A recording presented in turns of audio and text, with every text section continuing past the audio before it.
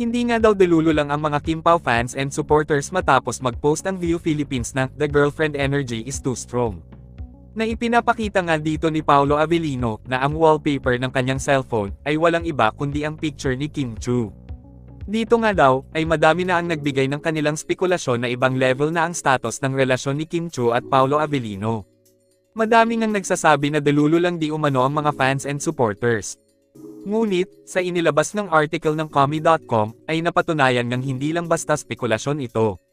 Dahil sa nangyaring ambush interview ng mga press kay Paolo Avellino at Kim Chu, nang papunta sila ng Surigao del Sur, ipinakita nga mismo ni Paolo Avellino sa press na wallpaper niya ang picture ni Kim Chu.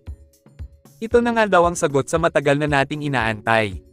Dahil bakit mo nga naman daw i-wallpaper ang picture ng isang babae kung hindi ito espesyal para sa'yo? Marahil nga daw, ay mas may malalim na silang ugnayan ni Kimi. Sobrang saya nga ng mga Kim Pao fans at supporters sa balitang ito.